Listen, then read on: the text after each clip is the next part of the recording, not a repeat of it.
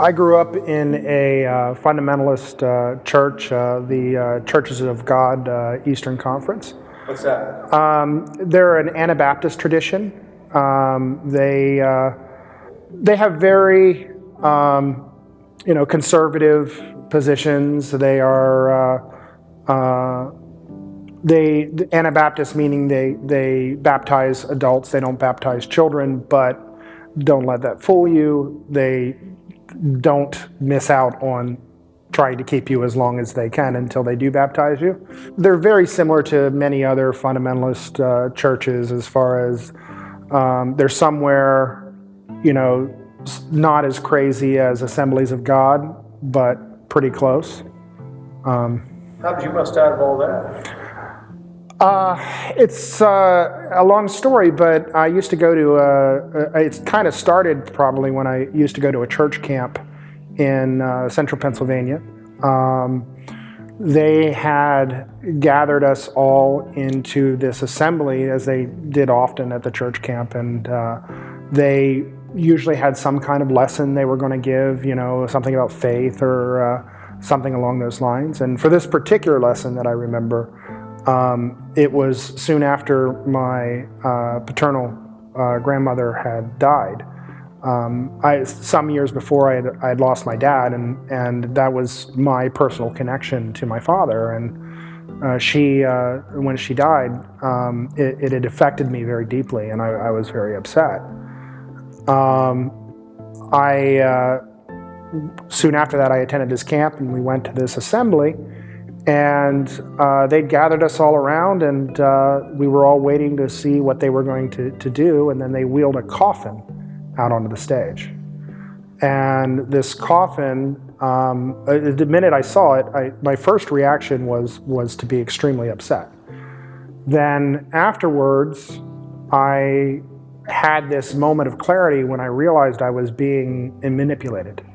I can't explain it other than I felt that the people who were in charge of these children and trying to teach them a lesson were manipulating us. That the emotions were just so strong, and it was so outsized that I couldn't. I was angry with the people who were running the camp. I found out from friends they had invited kids up to go look in this coffin, and I had found out that inside the coffin they had a full-length mirror. And the lesson that they were trying to teach was that, you are mortal and that someday you'll meet God, and you need to accept Jesus before it's too late, and all the other stuff you usually get from especially fundamentalist evangelical traditions. I raised my objections to the camp and to my mom and really anybody who would listen, and I was upset. But I will say that this one thing didn't actually make me stop believing in God. What it did do is it made me question the people who were teaching me about God. And like any good fundamentalist, if you don't trust the authorities that are teaching you about the Bible, you go back to the Bible and you try to study the Bible and learn about God through the Bible. That was, the Bible was the ultimate arbiter of God. So I chose to start there, and I started reading the Bible, and I was left with more questions than answers, to say the least. I read passages that horrified me and disgusted me, and I couldn't get the answers that I was looking for. And at some point, and I can't really pinpoint it, but I believed that if the God of the Bible existed, he was a moral monster. I befriended a bunch of pagans after that, and I still wanted to believe in something. And I ended up being pagan for 7 years or so throughout my first marriage. And then I started questioning that too, because the claims that were being made by the people around me didn't match up with the outcomes from the things they were doing through rituals and spells and things like that. And it didn't make any more sense than prayer in the Bible or anything like that. And somewhere towards the end of that, I started calling myself an agnostic pagan, for lack of a better word. And I have to say, I started reading The God Delusion. I had always had an interest in science, and Dawkins was actually kind of fascinating. I've read a couple of his evolutionary works, and I believed in evolution by that point. But to hear his take on faith was kind of a new perspective for me. Then I started reading on everything else, and along the way, the Kitzmiller v. Dover trial happened in Pennsylvania, the one where they wanted to inject readings that questioned evolution in the biology classrooms, and I followed it very closely. I was living in California at the time, and my kids were back in Pennsylvania, so I was concerned that if the trial was lost, that my children were going to have to start hearing this message from the public school classroom.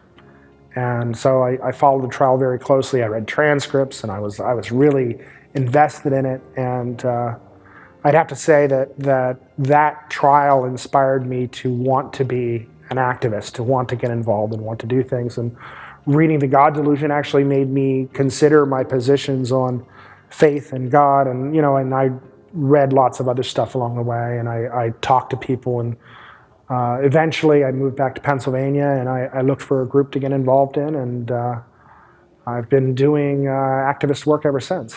As my time in the community has gone on, community has become the most important thing for me. I think that the best way to be an activist is to realize that you're part of a community and start building it. I co-founded a conference with a gentleman named Scott Rhodes in Pennsylvania in 2012.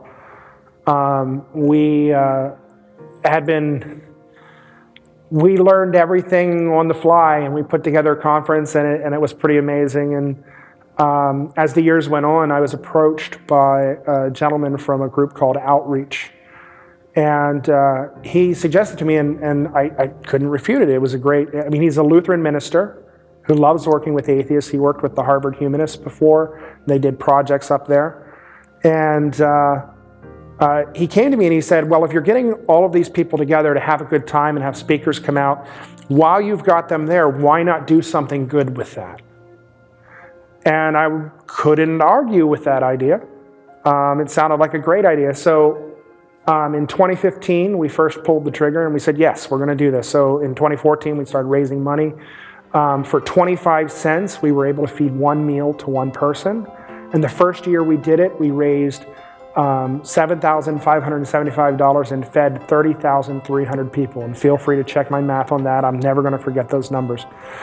And I walked down into the hall. It was my responsibility to run the conference too, so I had some other obligations as well as getting that event working.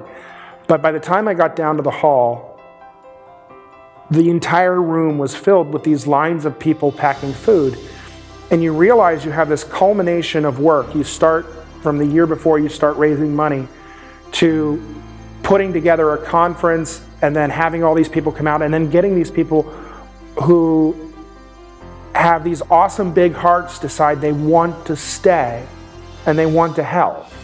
And then watching them all come together and form an almost human just machine and you see these lines of boxes filled with food start to sweep down the hallway. I remember seeing Aaron Ra lifting boxes and filing them out, and I just watching all of that. I watched Sarah Levin from the Secular Coalition. I'm going to name drop a few people here. I watched that. She is tiny. Really tiny for anybody who knows her. I watched her pick up a 50-pound bag of food and sling it over her shoulder. This bag was as big as she is, and sling it on her shoulder and drag it into the room and get it where it needs to go. These people, out of the goodness of their hearts, just stuck around and just did all this work, and just to help the people who need it in the community, who aren't part of our community. They just need help. Goodness without God, right? Absolutely, goodness without God. How does that make you feel? It makes me feel so amazed that people here are showing that you can be good without God, that you can do good in the community for no other reason than people need help.